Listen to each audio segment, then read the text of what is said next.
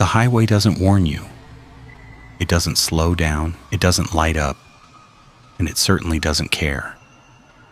1 minute you're doing 80 with the windows cracked and the radio low, and the next, something appears in your rear view mirror that makes your whole body go cold. These are 4 real stories from real people who drove into something they still can't fully explain. Keep the lights on. You're going to need them. Welcome back to Silent Fear, the channel where the darkness speaks. If you're new here, hit that subscribe button right now and ring the notification bell so you never miss a story. And before we get into it, drop a comment and tell me, where in the world are you watching from? I love seeing all your locations. It always amazes me how far this community reaches. Now, let's get into it. The summer of 2019 was one of the hottest on record across the American Southwest. Temperatures that cracked 110 degrees by noon, asphalt that radiated heat like a stovetop long after sunset. Nights that offered relief in temperature but not in atmosphere. Because the desert at night has a particular quality of silence that doesn't feel peaceful so much as it feels watchful. The kind of silence that makes you aware of your own breathing. The kind that makes the inside of a car feel both like shelter and like a cage. Michael was 32 years old, working warehouse logistics out of Las Vegas. He was the kind of guy who had built his life around routine. Same coffee order, same route to work, same playlist for long drives. Routine made him feel in control. Routine made the world predictable. He was used to long drives, used to odd hours, used to the kind of bone-deep exhaustion that sets in after a double shift, when all you want is your own pillow and the sound of nothing. He had just finished back-to-back shifts on a Thursday that bled into Friday, and instead of sleeping in the break room again, he decided to make the drive home. 3 hours on US Route 50 through central Nevada. A road he had driven so many times he could feel the curves in his hands before his headlights even found them. He left at 12:45 in the morning. For the first hour and a half, the drive was completely routine. Desert, stars, the occasional set of headlights coming the other way and then disappearing like they had never existed at all. Radio set low. Window cracked just enough to keep the air moving against his face. Michael was tired, but the comfortable kind of tired. The kind where your body hums along on autopilot and your mind drifts without losing focus entirely. He had done this drive 100 times. He expected to do it 100 more. Then, somewhere past the middle of nowhere, his fuel gauge dropped into the red. He had been meaning to fill up before he left. He had forgotten. He spotted the station a few minutes later. A single fuel stop set back off the highway, connected to a small convenience store. One working pump under a buzzing floodlight. The kind of place that looks the same in every decade. Like time just agreed to leave it alone and move on without it. The handwritten open sign was taped crookedly inside the glass door, one corner peeling away from the humidity. The letters slightly faded like they had been written years ago and nobody had bothered to replace them. He pulled in. No other cars, no movement anywhere.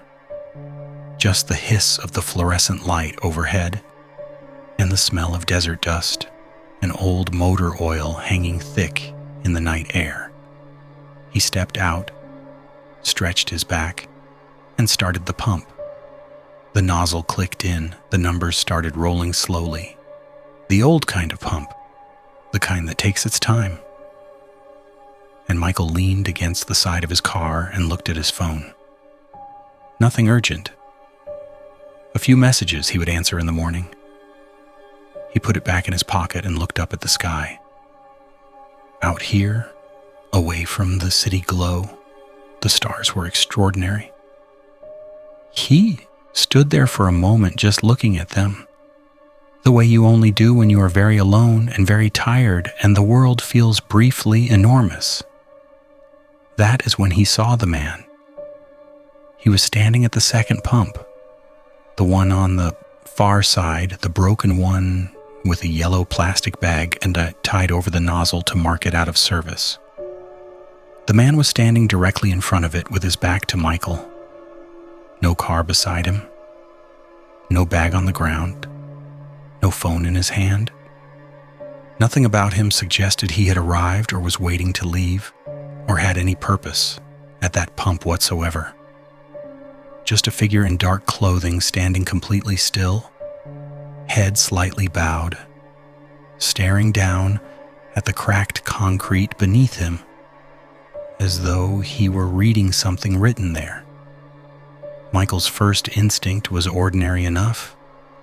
Somebody waiting for a ride, somebody having a rough night and taking a moment outside before getting back in the car. He thought nothing of it for the first 30 seconds. Tried not to stare. Looked back up at the stars. But the stillness kept pulling his attention back, because it was wrong. Not the stillness of rest, not the stillness of someone lost in thought or working through a problem in their head. It was the stillness of something that had stopped mid-motion and simply never resumed, like a video paused on a single frame. The man did not shift his weight from one foot to the other the way people do when they stand. Did not roll his shoulders, did not adjust his hands, did not tilt his head or clear his throat, or do any of the dozens of tiny, unconscious things that living bodies do when they are just existing in a moment. He stood the way furniture stands, like he was an object that had always been in that spot and had no intention of ever changing that fact. The longer Michael looked, the worse the feeling got. The pump clicked off. Full tank. Michael replaced the nozzle carefully, keeping his movements quiet without fully understanding why, and walked toward the store. The man still had not moved. Inside the store was warm. Slightly too warm for comfort. The thermostat cranked higher than it needed to be. The coffee machine in the corner was running through a brewing cycle, making soft gurgling sounds that filled the silence. The cashier was a heavy-set woman in her 50s, with reading glasses pushed up into her hair, and a paperback novel open face down on the counter beside her. She was watching something on a small television mounted in the corner and didn't look up when Michael walked in, just gave a small wave in his direction that meant she knew he was there. He grabbed a large coffee, added too much sugar the way he always did when he was running on empty, and set it on the counter. He asked her casually the way you ask about the weather, not expecting anything to come of it, whether the man outside was a regular, whether she knew him. She looked up from the television slowly, the way people do when a question pulls them out of something they were actually watching. She said, "What man?" Michael turned to point through the window at the far pump. The pump was empty.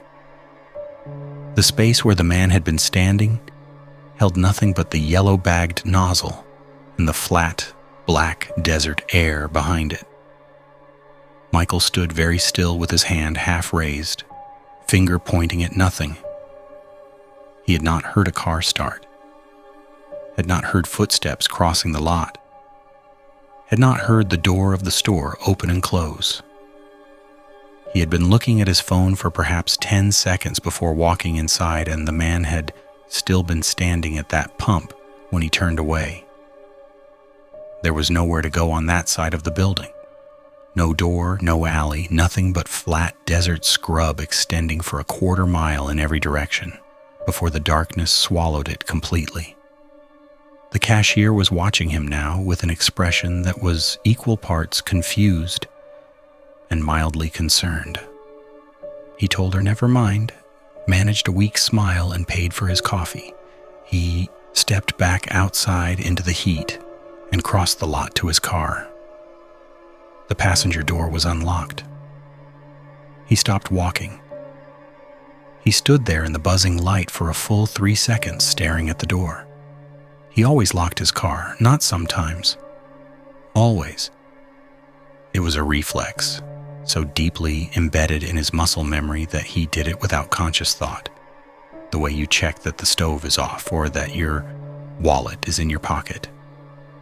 He pressed the key fob twice. The locks engaged with a solid double chunk. He stood there a moment longer, one hand resting on the door frame, and then climbed into the driver's seat. He saw the boot print immediately. Passenger seat. Dead center of the cushion. A single boot print. The tread pattern pressed cleanly into the fabric, the edges slightly damp despite the dry desert air. Whoever had made it had been kneeling on the seat. Both knees would have put their face too close to the roof. So it was one knee, pressed forward, body weight, leaning in the direction of the driver's seat, toward the steering wheel, toward where Michael now sat with his coffee going cold in his hand. The whole thing lasted maybe 4 seconds. The seeing, the understanding, the sitting there, not moving. Then Michael started the car. He did not examine the print further, did not go back inside to tell the cashier, did not call out into the lot or try to make sense of what had happened. He pulled out of the station, got back on Route 50 and drove. He pushed the speed up to 85, then 90. He kept the interior light on. The coffee sat untouched in the cup holder and went cold somewhere around mile 30.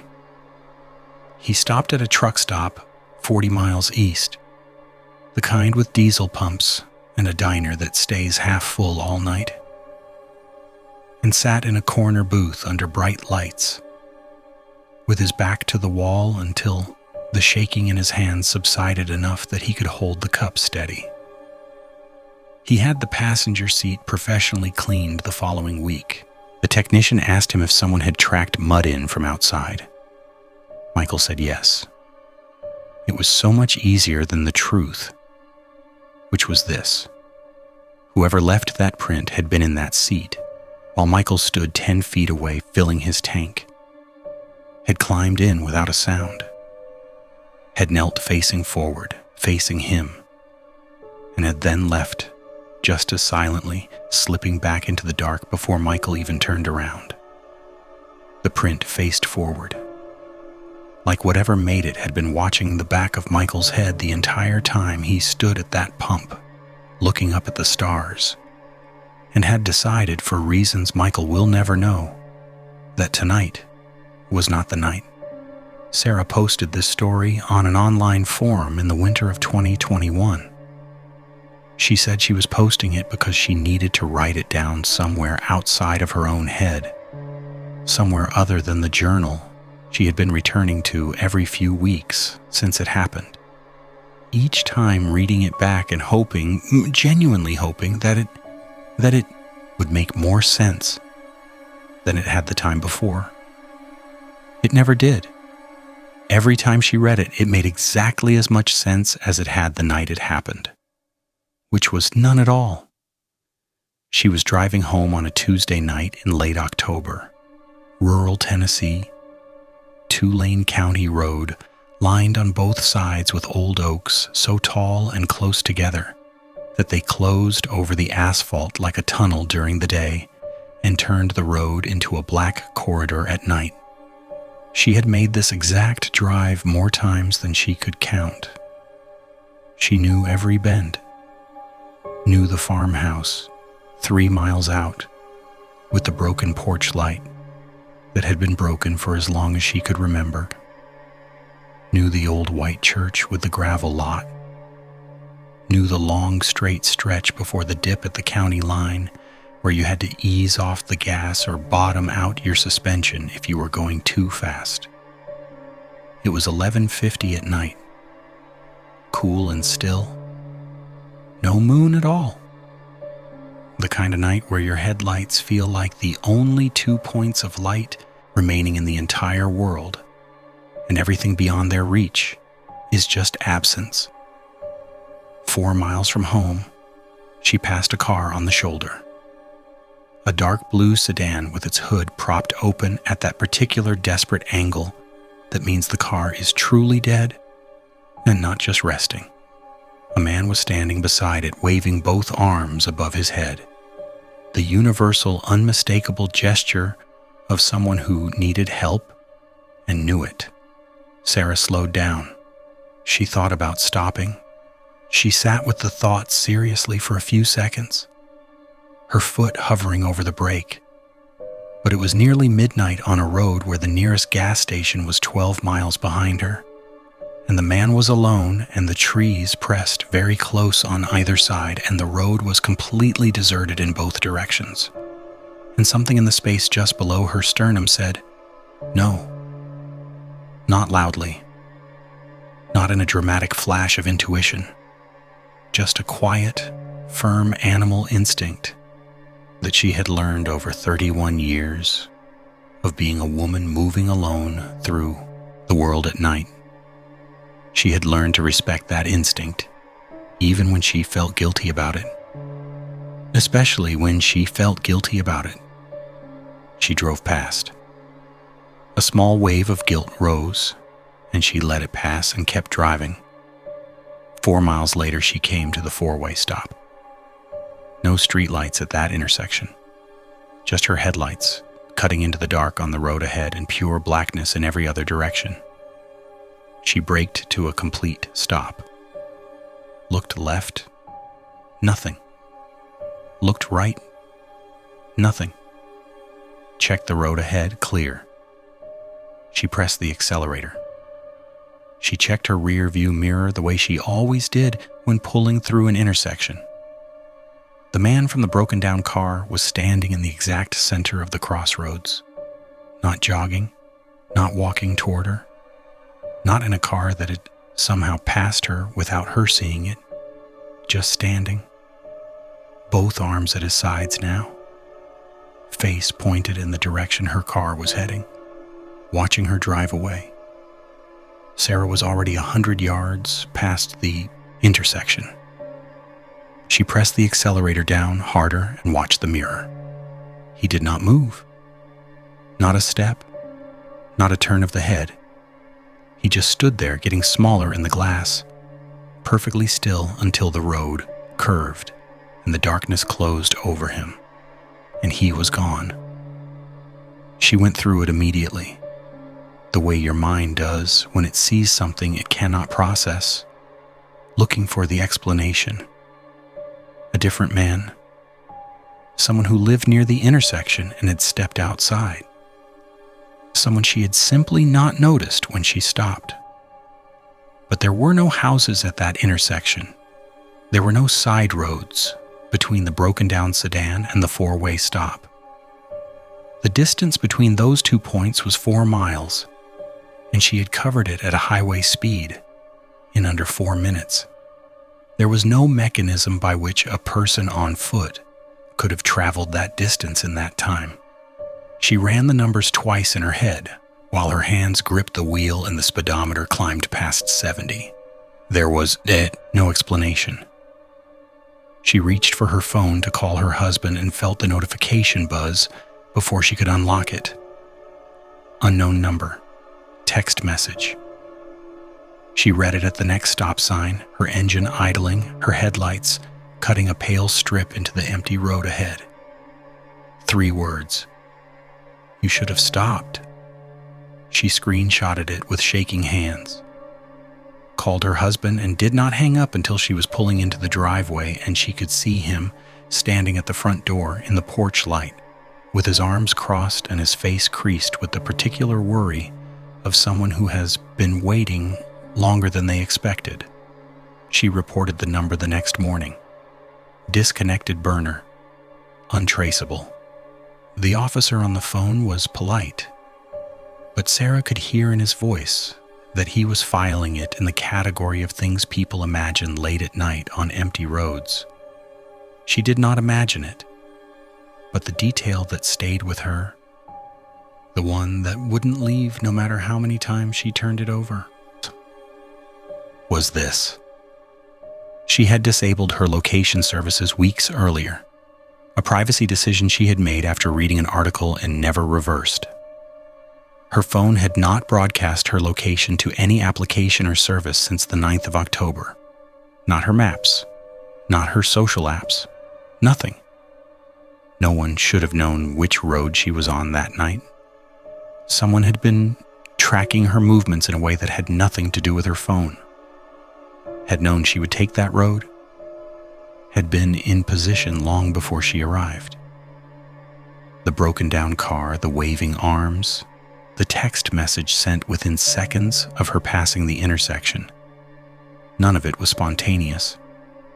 All of it had been planned. They had been waiting to see if she would stop. And when she didn't, they wanted to make absolutely certain she knew that they had seen her make that choice. Andrew was 26 when this happened, and he will be the first to tell you that before that November night in 2022, he was not the kind of person who startled easily.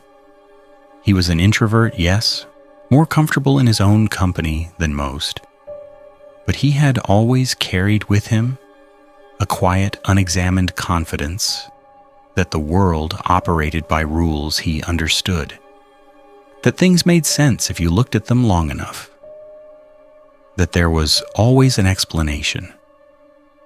He was doing contract IT work that year, bouncing between cities, living out of a rolling suitcase and rental cars and hotel rooms that all started to look the same after the third month.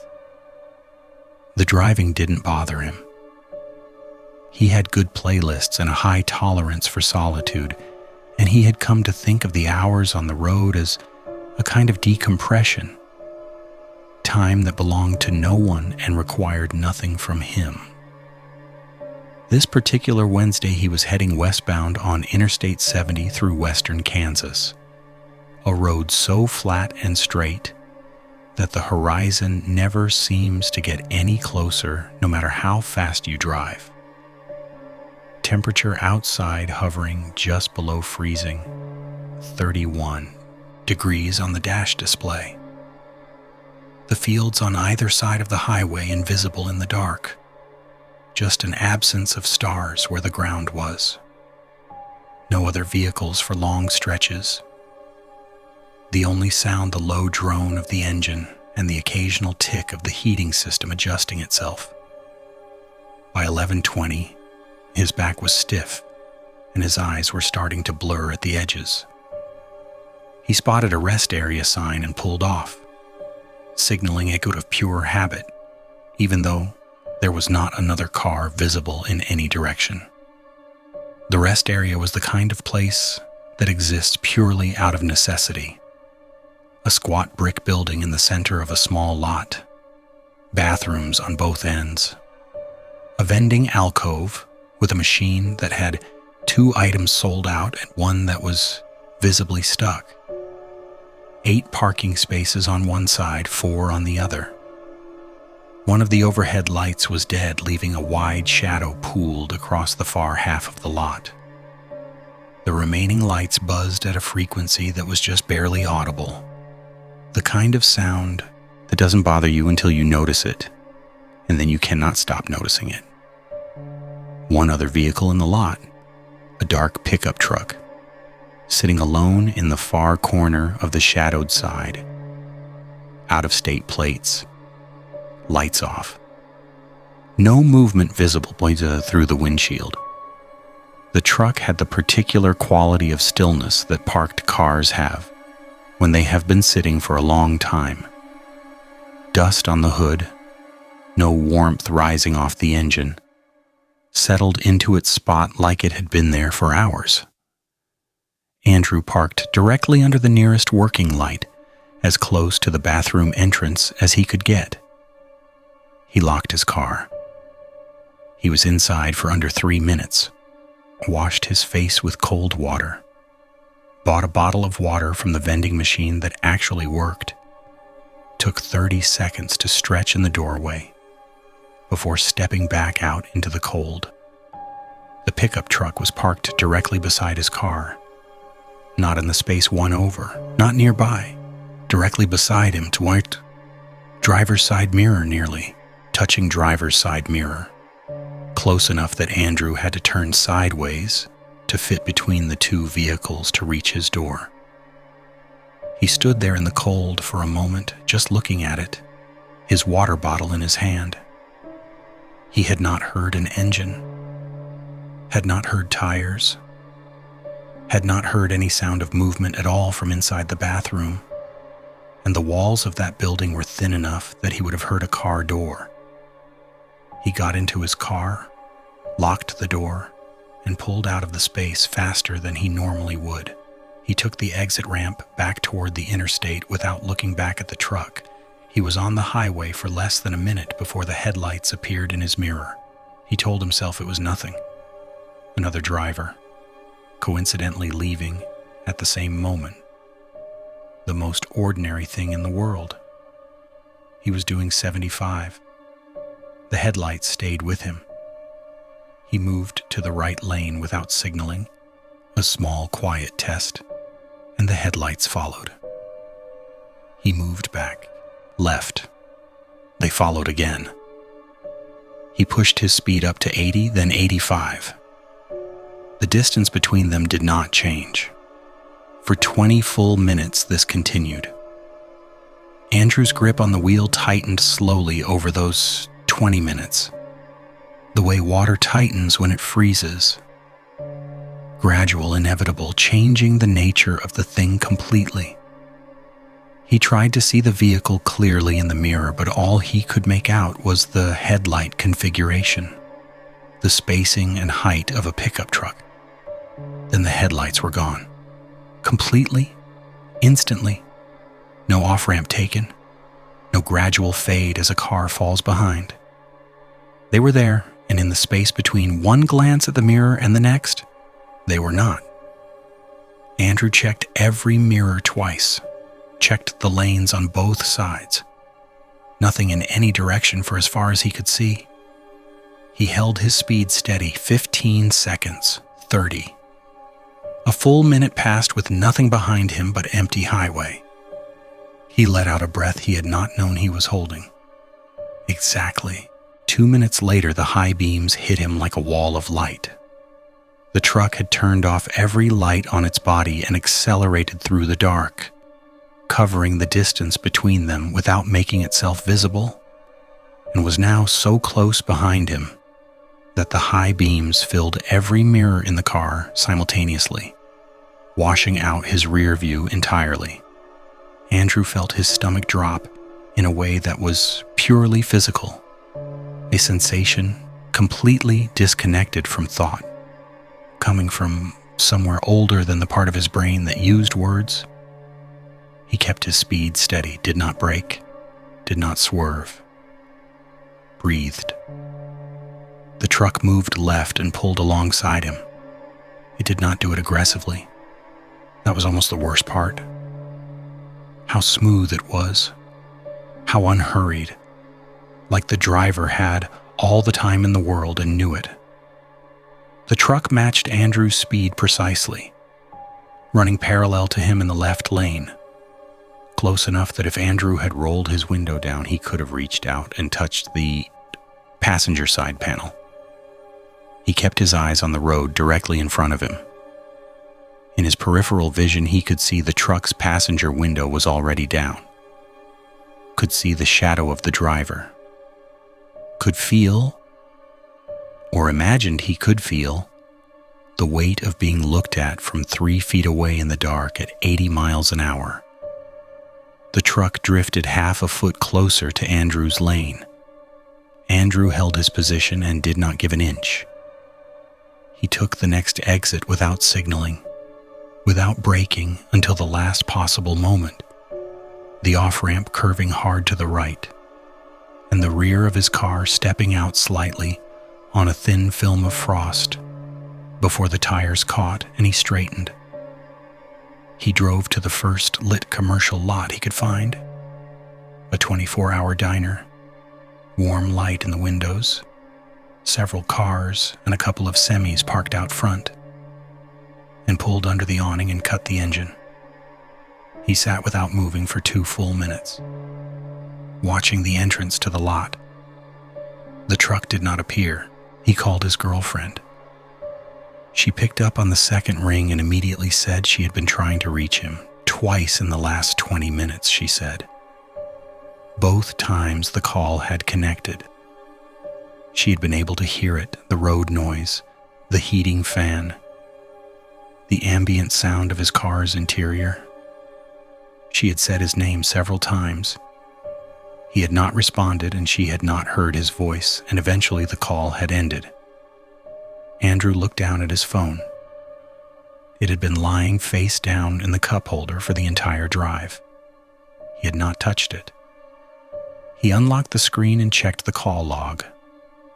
2 incoming calls from her number, both showing as connected, both with a duration of over 60 seconds. He sat in the diner parking lot, staring at those 2 entries for a long time.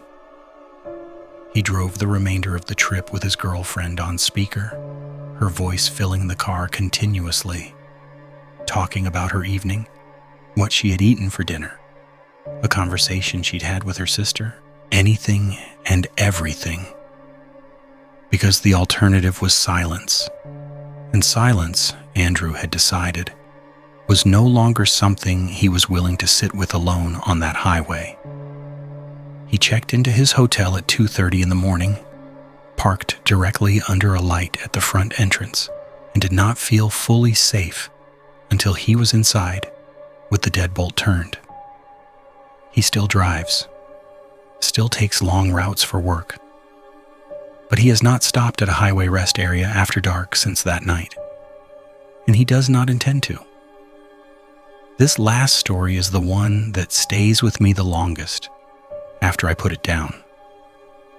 Not because it is the most dramatic, not because it ends in a confrontation or a chase or a moment of clear and obvious danger.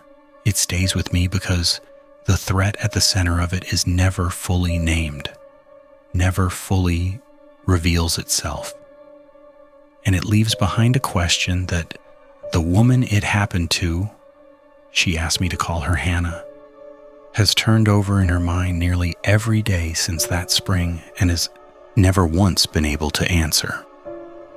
It was a Wednesday night in late May of 2023. The rain had been coming down since early afternoon. Not the dramatic thunderstorm kind of rain, but the other kind. The low, persistent kind that settles in without announcement and makes the whole world feel like it has drawn a few feet closer on every side. Hannah was 29. She'd spent the evening at a friend's house about an hour outside the city. The kind of easy, unhurried evening that runs long without you noticing, and she was driving home on a rural state highway through upstate New York. Trees on both sides, no streetlights. A road so quiet that on a clear night you could sometimes see deer standing at the tree line, their eyes catching your headlights for a moment before they turned and disappeared. Tonight the rain made everything closer and darker. Her wipers ran continuously. The road ahead was black and wet, and the white lines shone and disappeared under her headlights in a steady rhythm.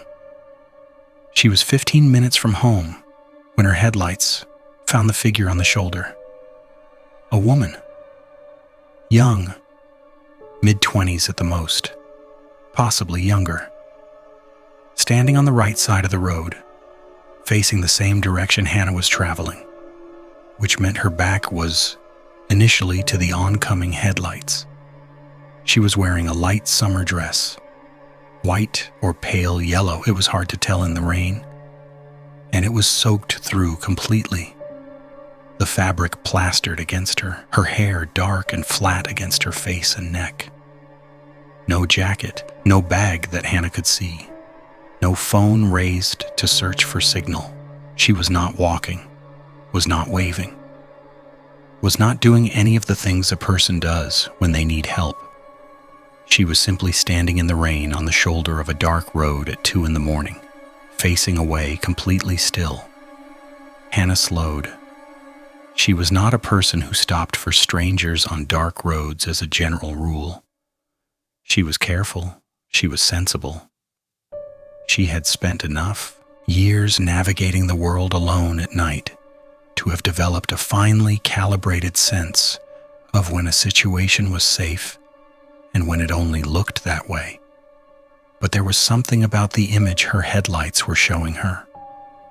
This young woman in a soaked summer dress standing motionless in the rain that bypassed all of that careful calibration and went straight to something simpler. Concern. Plain human concern. She pulled up slowly alongside the woman and rolled her window down halfway. The rain immediately tapped against the glass and door and against her forearm where it rested on the door frame. She asked if she was okay. The woman stopped. Not slowed. Stopped. The way you stop a recording. Not the way a person stops walking.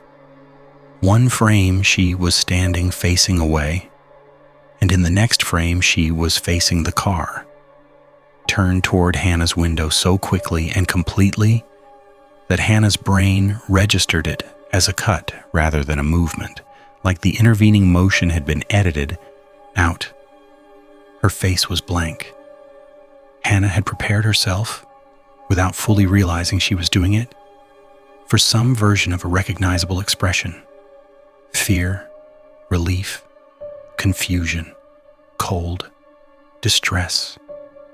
Any of the things a person standing alone in the rain in the middle of the night would reasonably be feeling and showing. What she had not prepared herself for was the complete and total absence of all of it. Not a neutral face. Not a face keeping itself composed. A face from which the usual human expressiveness had simply been removed, like a room that has had all the furniture taken out. The eyes found Hannah's eyes and held them without blinking, steady, patient, waiting. Hannah asked again, keeping her voice gentle, "Are you okay? Do you need help?" The woman said, "I need to go home." The voice matched the face, correct words, correct grammar, correct sentence, but no warmth in it, no urgency, no relief at being found. The words arranged in the right order and delivered with the same effect you would use to read them off a page. Hannah asked where home was. She said she had GPS and could help if she just had an address. The woman said, "You already know." Hannah sat with those 3 words for a moment.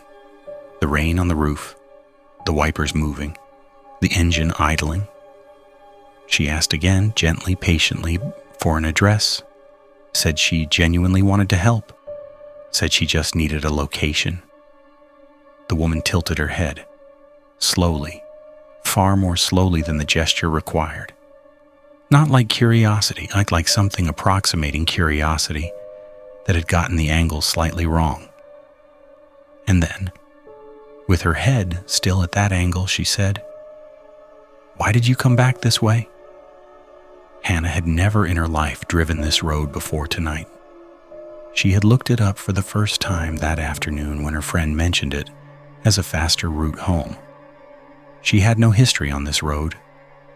No reason anyone who knew her could have anticipated she would take it. No version of comeback that applied to her in any way. She pressed the accelerator. Not gradually. All at once, her foot going flat, the car surging forward and throwing a small wave of water from the puddles at the road's edge. She didn't say anything else. didn't explain or excuse herself, just drove. In the mirror, the woman was standing in the road behind her. Not on the shoulder, it's in the road, centered between the white lines, facing forward. Not watching Hannah drive away, not turning her head to follow the tail lights.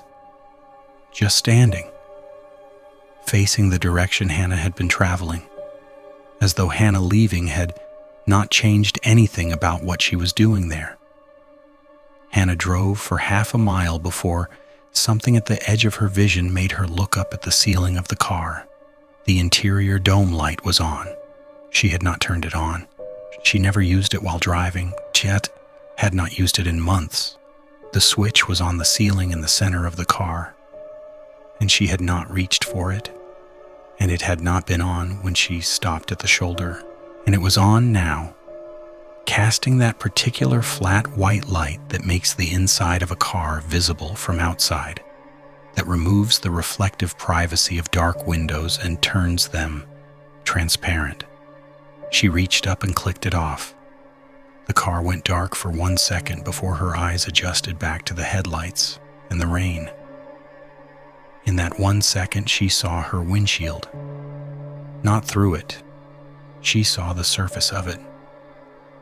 Because when the interior light goes out and the outside is dark, the windshield becomes briefly reflective, showing you the interior of the car behind you, the way a mirror would. And in that brief reflection, Hannah could see clearly the rear windshield.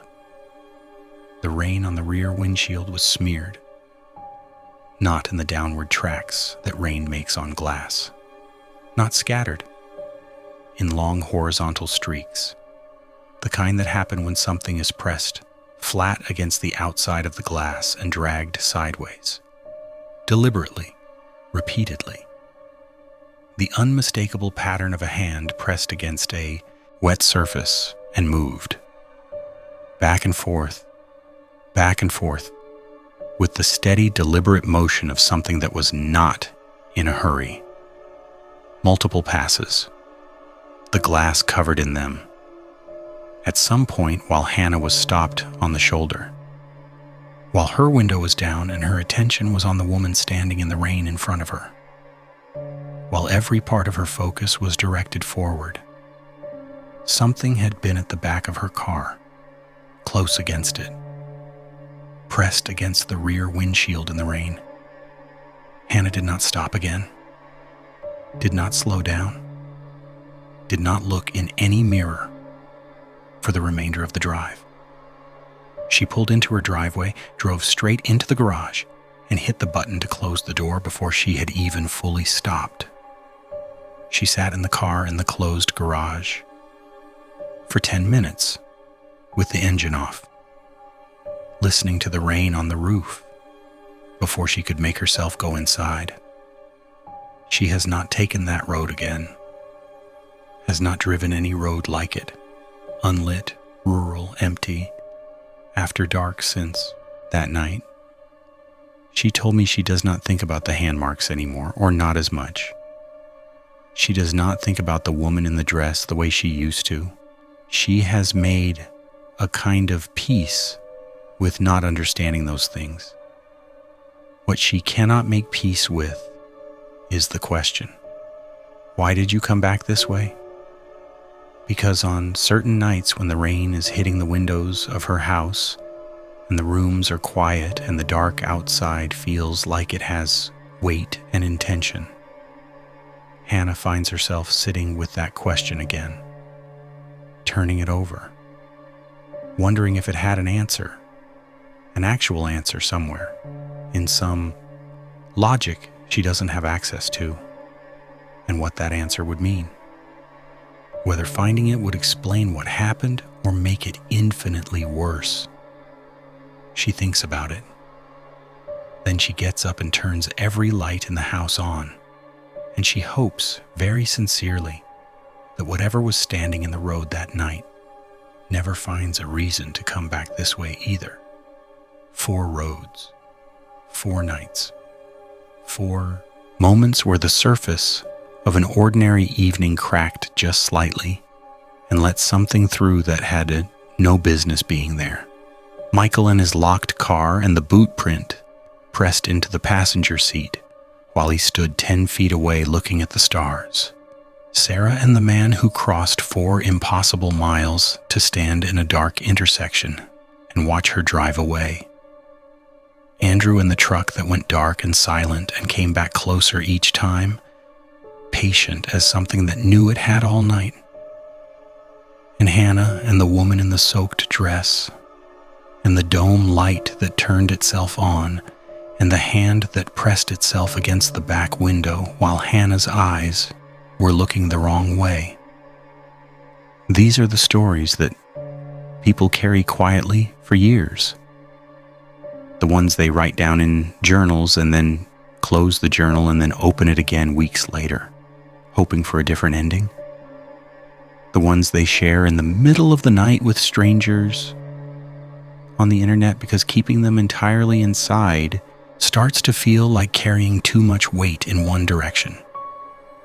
They come here because putting it into words, even once, makes the weight a little more bearable. And because knowing that other people have felt what they felt, that specific cold certainty that the rules briefly stopped applying, makes the world feel slightly less like a place where you are entirely on your own. If you have made it to the end of tonight's stories, thank you. Truly. This community is something I think about with real gratitude every single week. If you are not yet subscribed, right now is the moment. Hit that subscribe button, leave a like if tonight got under your skin, and please, drop a comment and tell me where in the world you are watching from. Midnight somewhere in Asia, 3 in the morning in the American Midwest, midday in Europe with the curtains drawn because you needed the extra layer between you and the light. Wherever you are, tell me, every single location gets a read. And if you have your own story, something that happened on a highway, at a rest stop, at a gas station, at the edge of nowhere, you know where to find me. Stay safe out there. Keep your doors locked. Check your mirrors. And remember what I said at the beginning. The highway doesn't warn you. This has been Silent Fear. I will see you in the dark.